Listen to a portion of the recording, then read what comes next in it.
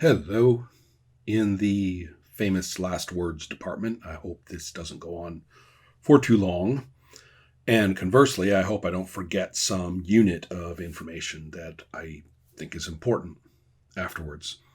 So, this concerns the upcoming 4th edition Dungeons and Dragons convention called the 4ER, a convention that is put together by some folks in the UK.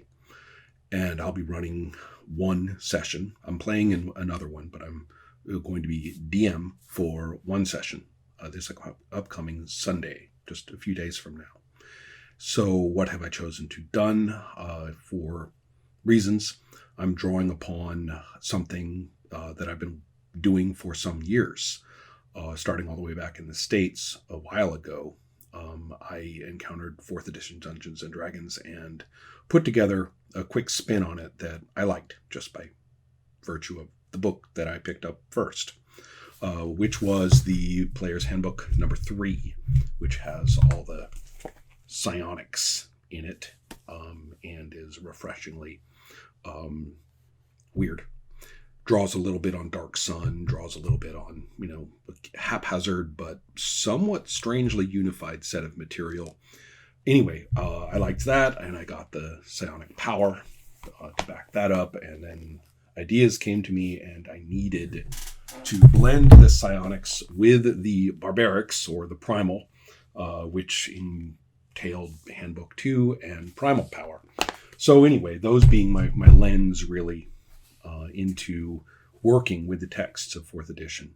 So anyway, that's what I did. I blended those very things, boiled down the available races and classes into a subset, and was taken by the hybrid rules in the 3rd handbook, and started to play with a very specific fantasy idiom that was produced by looking at that content.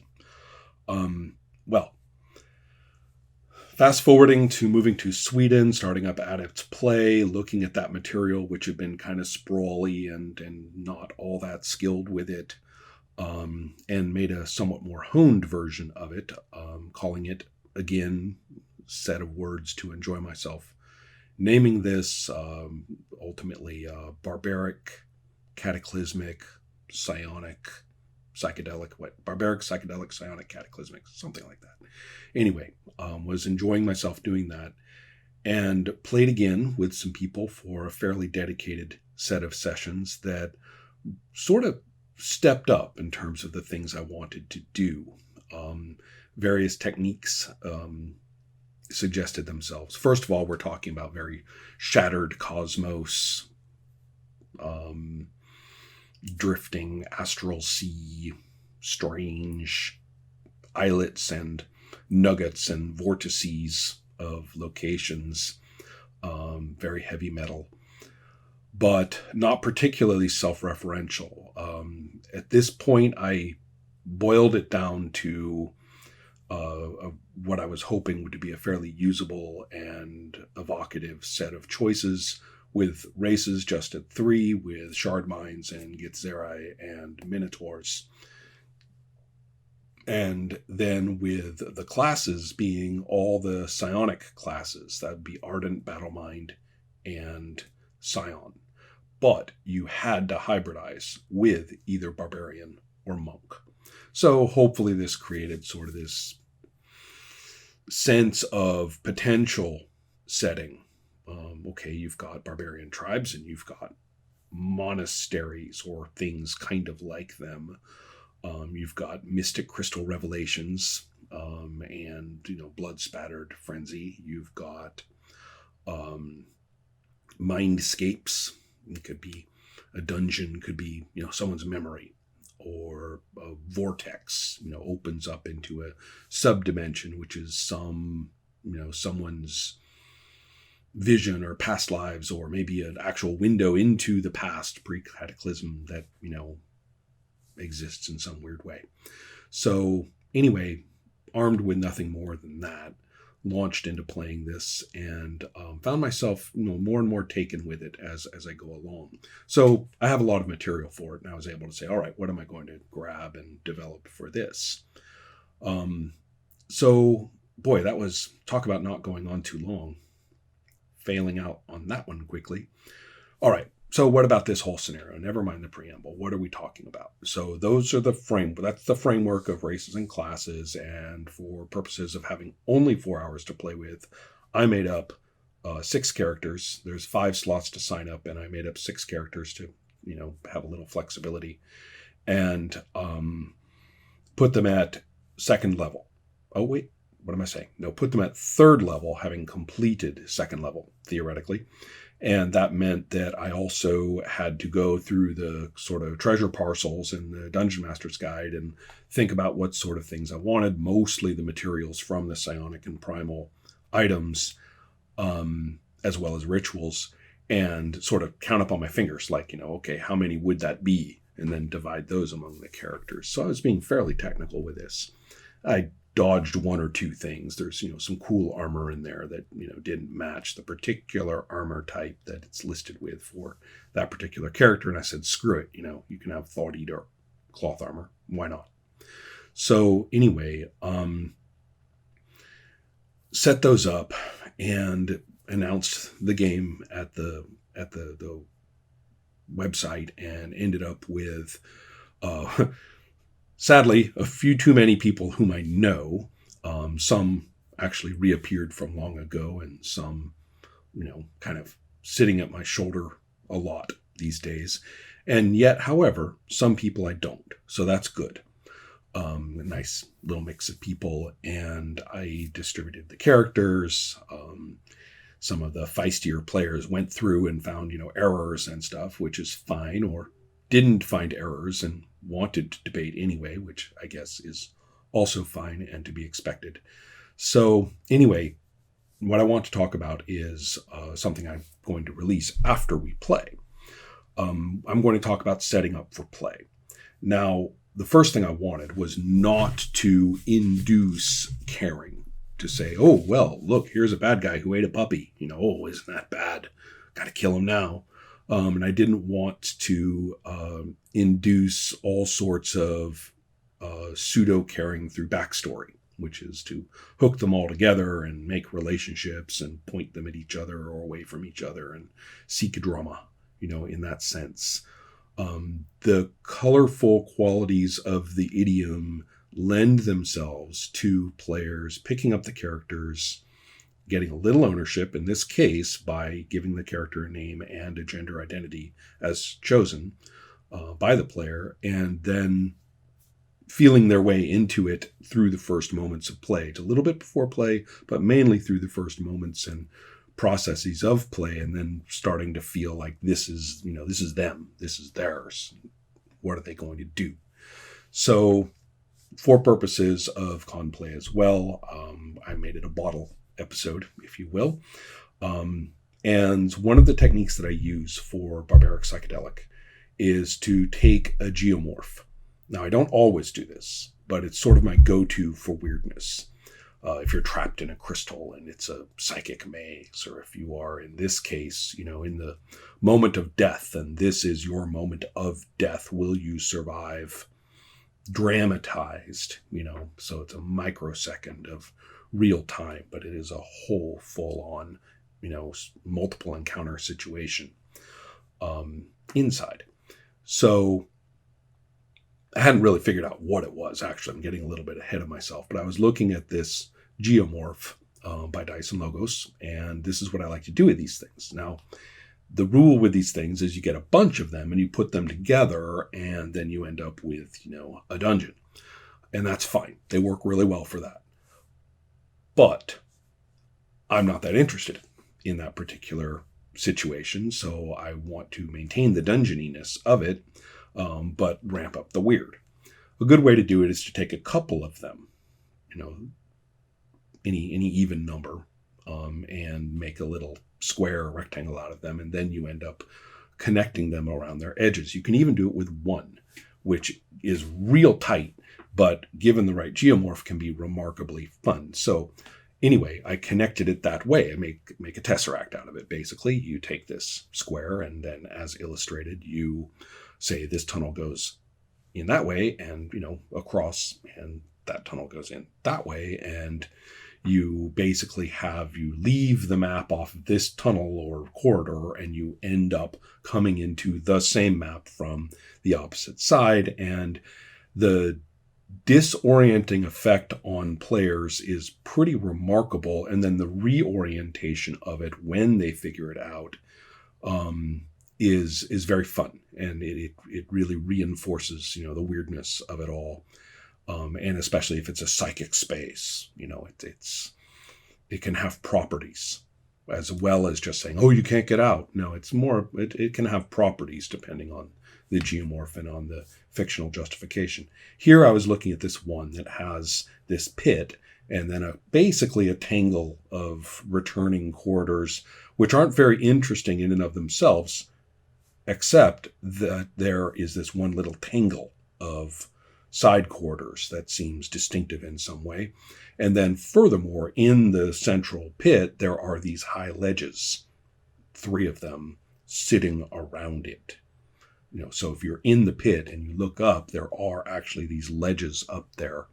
So I'm looking at this and going, all right, this seems kind of cool. We can drop a big bad in the middle of the pit and then, have dangers or opportunities in these other places. And I've toyed with ideas. What if they leave and come back? It can be a different thing there or whatever. But it took me a little while to sort of put it together. But ultimately, I came up with, instead of like a horde or something that they have to run around and basically do a chase, like a French farce or something with everybody running in and out of the hotel rooms. Instead, I said, all right, let's go to the meat of it all. We're talking 3rd level characters. I'm going to have 5 people. Fantastic setup, just like the book says. Solo. I look through the books, and sure enough, there's a 3rd level solo brute sitting there, which is the young white dragon. Fantastic. It's a dungeon. This is a dragon. Who can complain, especially when I, think barbaric psychedelic and my dragon's going to look like this instead. Okay, now I'm starting to feel like I'm cooking with gas. And I went through several iterations of how I wanted to do this, but ultimately settled upon when you go into the tunnels, there are skulk mesmerists, or rather that's what they are in the rules, that will seek to draw you into that one little tangle where there are cavern chokers. So effectively go into the tunnels and things are definitely going to try to basically just assassinate you. And the thing in the pit, well, it wants to kill you too, but it's not a chaser. It's there. So it turns more into a question of, well, you got to figure out a way to kill it. The only way out is through. You don't leave the scary thing and go seek your way, to find your way out of the tunnels. No, it's the other way around. You don't want to go in the tunnels. You want to be here and you want to work on killing that thing. What about the ledges up there? Okay, now we get psychic. And I, of course, get all wooey on this one and say, ooh, you go up to the ledges, you find yourself. Ooh, seated in meditation. And hey, well, the white dragon, it's cold, right? It's the listed thing is cold, freezing. I could just reskin it to psychic or whatever if I wanted, but I also thought, hey, let's stick with the cold. It is a distinct physical effect. It's got a distinctive, unique feeling. And then that means that these seated figures of themselves in meditation are all frosted over and frozen over. So you go up there and there's yourself like seated there going, and it's all like frozen and frosted. Ooh, okay. What does that mean? Fuck if I know what it means. It sounds good. Looks good. Feels good. So I got to thinking some more and developed a little bit more. And I realized I didn't want to over-explain everything. What happens if you try to, touch your frozen self, and communicate with it? What happens if that frozen self gets wounded or you're dumb enough to attack your frozen self? Whatever. What about up there? What is this place? What's up there? Is it a sky? Is it a ceiling? Great. Both, I said, and then found the madness mural in the, in the DM one of the DM guides and, made it 3rd level, which instead of 29th level or whatever the fuck it is. Anyway, so I made a suitable level version of the Madness Merle and stuck it on the ceiling. So, good luck looking up. And by now I'm sort of getting the idea. All right, we're going full woo here. They're in the moments of their death in the physical world. And this is, who's ever trying to kill them, this is the essential psychic version of what's going on. So effectively, defeat the dragon to live. And if we want to get all wooey, okay, yeah, you can connect with your frozen self there, and then wham, that's how you get the treasure parcels of the magic items. So, who knows? Perhaps you communicate or do your arcana roll, or, it's a skill challenge, right? To, become yourself. And then, yourself stands up with the ice melting or steaming off you, and you've got this new cool, magic item. So, and like with all the barbaric psychedelics, I don't like to put in the specific items. Instead, I have a list of the items at the proper level, and I say, okay, this is a 3rd level magic item. Which one do you want? And in the ongoing game, that's often a matter of actually making it in a cool ass way, sort of adopting the make magic item ritual color into finding a magic item. So you're just finding the magic item by the rules, but basically you take your spear and you soak it in the creature's blood, and now it's a vicious spear, something like that. So all that's cool, but in this case, I decided to focus this specifically on the beat the skill challenge to find the treasure, in the form of you encountering your frozen self. How much meaning is that? Well, just enough, basically. And in fact, any more is too much. I'm starting to get this set up as a dungeon, and I'm looking at this map by Dice and Logos, and I like it, but I need a grid map. So either I could blow it up and, impose a grid, and I poked at a couple of, bits of software that I had and realized that the pain in the ass factor is enormous. So I went hunting around for other maps that I've used or had, and I found this one, which is by someone else, and you can see the link, and it is perfectly suitable. I mean, I looked at it and looked at these 2 maps, and I said, okay, I can adapt this. I don't have to be, because if this is the map we're using, this is the map we're using. And I can kind of get my mind out of, the Dyson map, but preserve all the features as needed, so that one chamber becomes the same as the scary tunnels. And I have to decide which of these little, little egg sac holding pods in this map are actually tunnels that connect up. And what's it like, since they're not actually pictured? How long are they, and what you need to do to get through them? What are the features? How do the sculpts get you, and stuff like that. So I had to do a little bit of mechanical retooling in my mind and mark up the map. And it has squares, so that's good. We can use those as the grids. I like low-tech play, like we did in the Gamma World game that Ross ran, where he basically shared the grid map, and I printed it out, and it has the letters and numbers on it. So when he says, like Battleship, when you go to 12M or M12, you find that's where you are, or you say, okay, I'm going to move from shifting to N12, or I'm running 8 squares, I'm going over to M20, and everybody basically has that. Some people just look at it on their screen. I'm real physical about this. I actually need the map down, and I need to actually move things on it or mark on it with a pencil and re-erase as I go.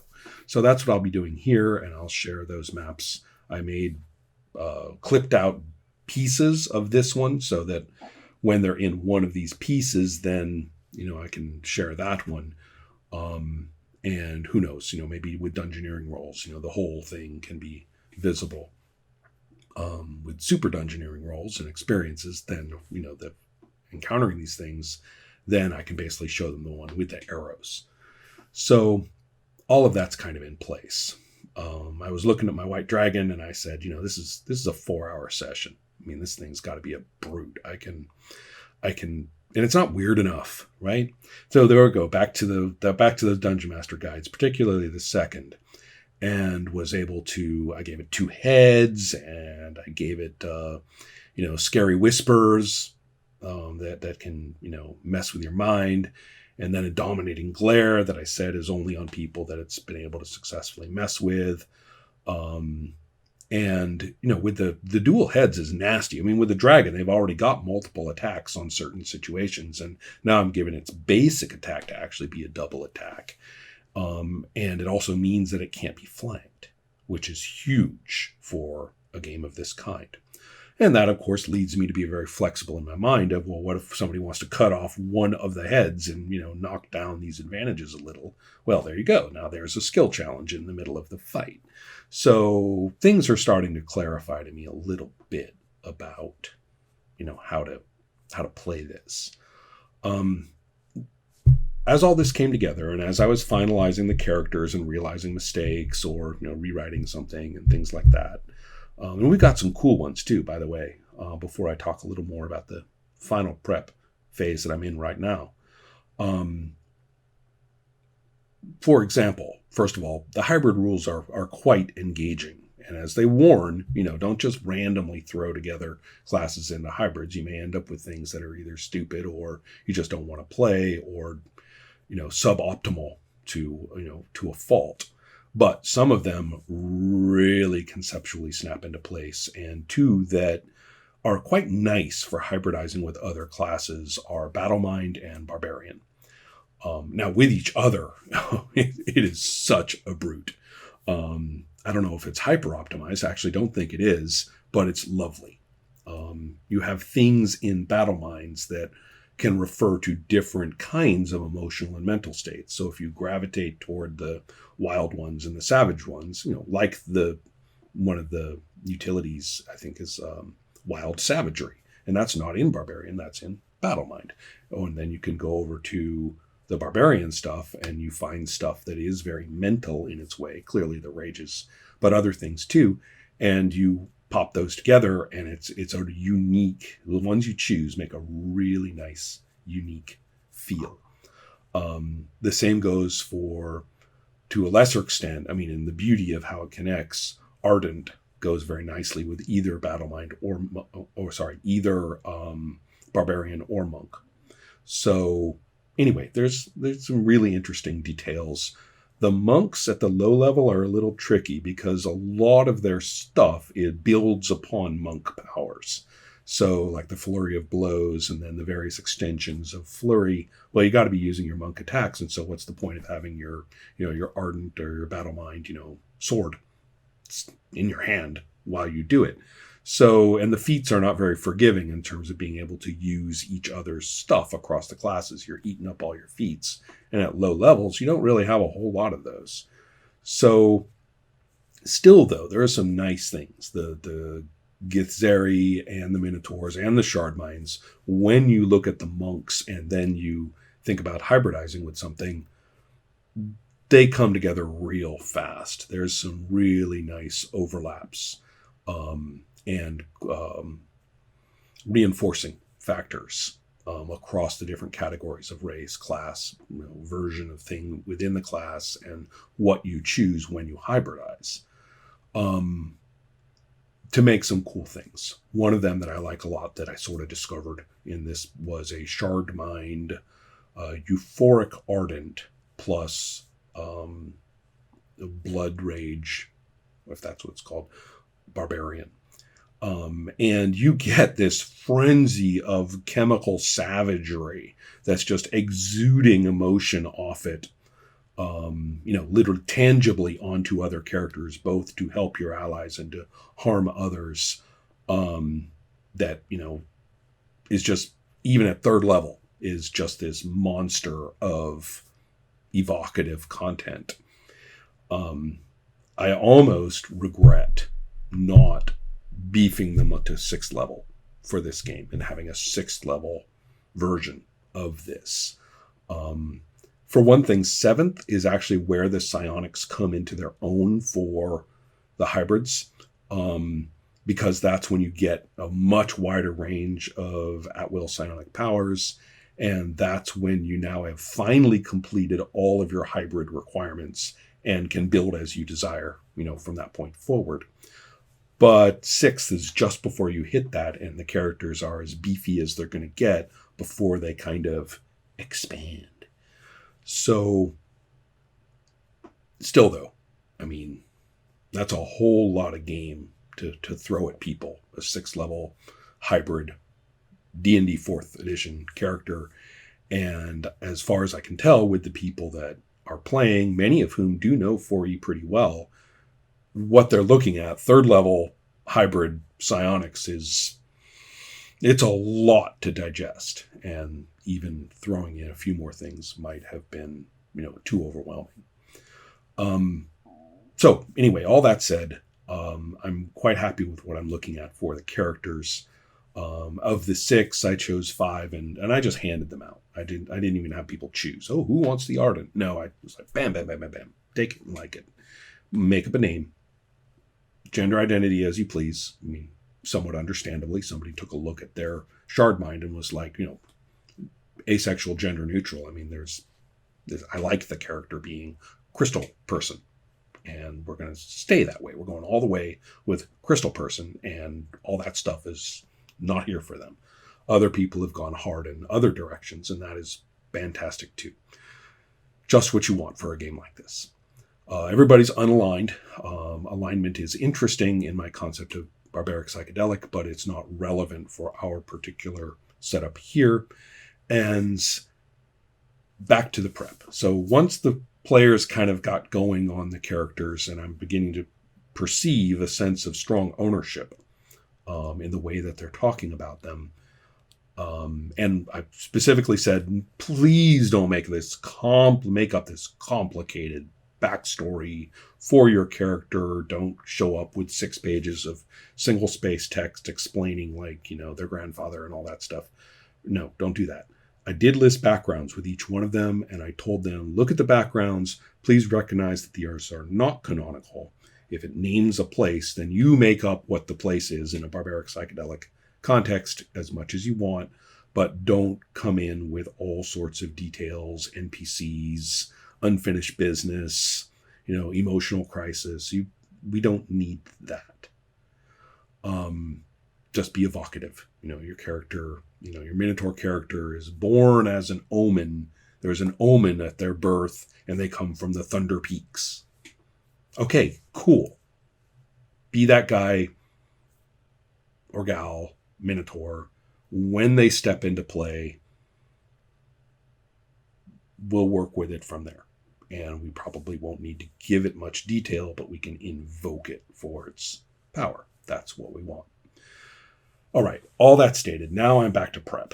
And one of the problems with barbaric psychedelic is it's real easy to do the psychedelic woo, and it's not real easy to remember that you really ought to have NPCs in a role-playing game who actually want things and with whom this isn't merely an elaborate, monster fight, even though what I just made is an elaborate monster fight. Okay, let's give it something. But therein lie the risks.